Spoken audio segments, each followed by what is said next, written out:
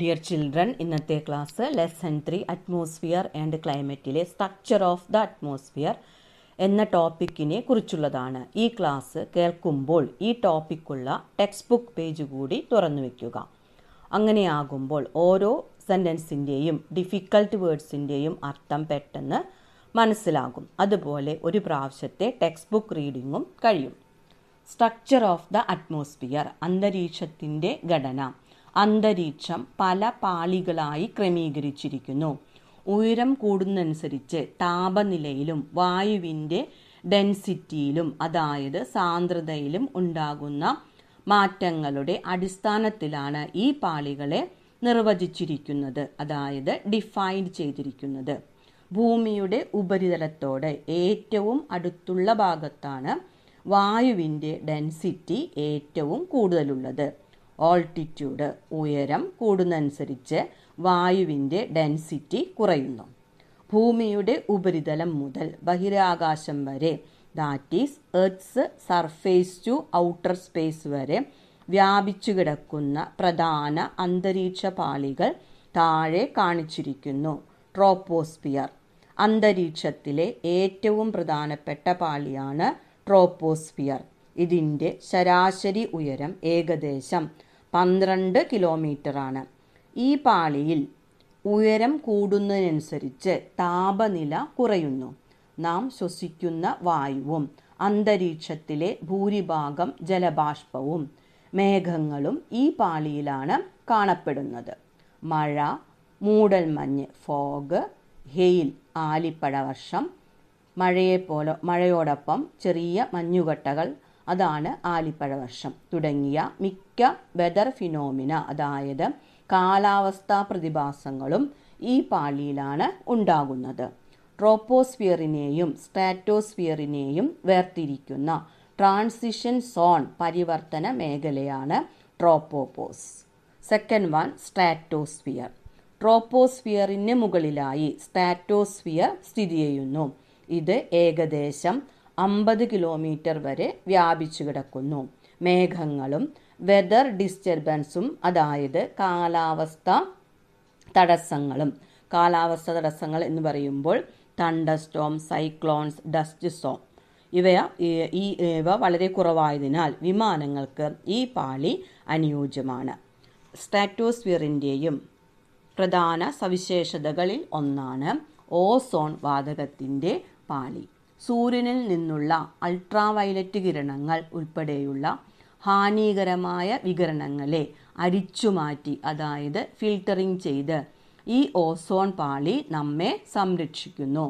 സ്ട്രാറ്റോസ്ഫിയറിനും മെസോസ്ഫിയറിനും ഇടയിലുള്ള അതിർത്തിയാണ് സ്ട്രാറ്റോപോസ് എന്ന് പറയുന്നത്. Third one, mesosphere. സ്ട്രാറ്റോസ്ഫിയറിന് മുകളിലായി അന്തരീക്ഷത്തിലെ മൂന്നാമത്തെ പാളിയായ മെസോസ്ഫിയർ സ്ഥിതി ചെയ്യുന്നു.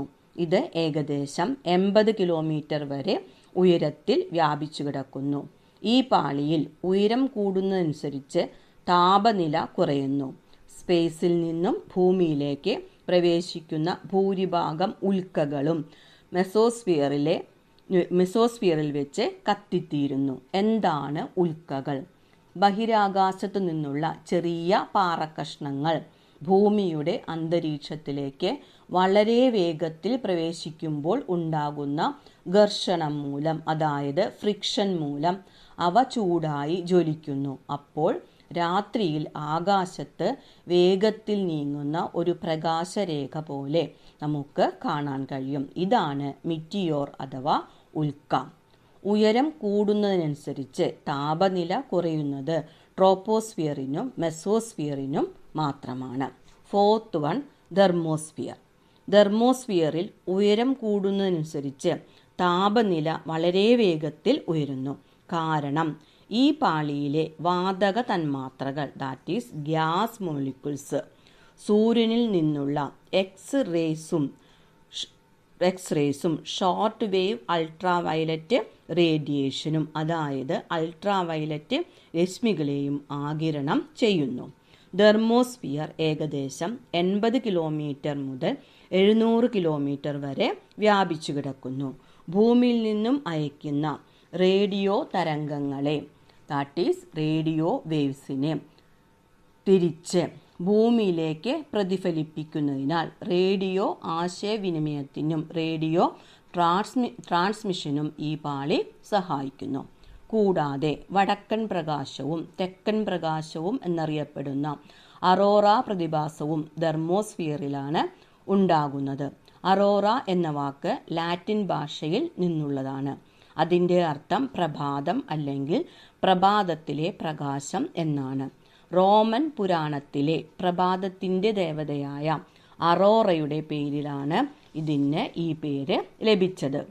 ധ്രുവപ്രദേശങ്ങൾക്ക് സമീപമുള്ള ആകാശത്ത് കാണപ്പെടുന്ന ദാറ്റ് ഈസ് കളർഫുൾ ഡിസ്പ്ലേ, അതായത് വർണ്ണാഭമായ പ്രകാശ പ്രകടനത്തെയാണ് അറോറ എന്ന് പറയുന്നത്. സൂര്യനിൽ നിന്നും പുറപ്പെടുന്ന വൈദ്യുത ചാർജുള്ള പാർട്ടിക്കിൾസിനെ, അതായത് കണങ്ങളെയാണ് സോളാർ വിൻഡ് എന്ന് വിളിക്കുന്നത്. ഇവ ഭൂമിയുടെ അന്തരീക്ഷത്തിലെത്തുമ്പോൾ ഭൂമിയുടെ മാഗ്നറ്റിക് പോൾസിലേക്ക് നീങ്ങുന്നു. ഈ പാർട്ടിക്കിൾസ് അന്തരീക്ഷത്തിലെ വിവിധ വാതകങ്ങളുമായി പ്രവർത്തിക്കുമ്പോൾ ഓരോ വാതകവും പ്രത്യേക നിറത്തിലുള്ള പ്രകാശം പുറപ്പെടുവിക്കുന്നു. നോർത്തേൺ ഹെമിസ്ഫിയറിൽ ഇതിനെ അറോറ ബോറിയലിസ് എന്നും സദേൺ ഹെമിസ്ഫിയറിൽ ഇതിനെ അറോറ ഓസ്ട്രേലിയസ് എന്നും വിളിക്കുന്നു. 5th one, exosphere. അന്തരീക്ഷത്തിലെ ഏറ്റവും മുകളിലുള്ള പാളിയാണ് എക്സോസ്ഫിയർ. ഇവിടെ വായു വളരെ നേർത്തതാണ്. ഗുരുത്വാകർഷണ ബലം വളരെ ദുർബലമായതിനാൽ ഹീലിയം, ഹൈഡ്രജൻ തുടങ്ങിയ ഭാരം കുറഞ്ഞ വാതകങ്ങൾ ഈ പാളിയിൽ നിന്ന് ബഹിരാകാശത്തിലേക്ക് ഒഴുകിപ്പോകുന്നു.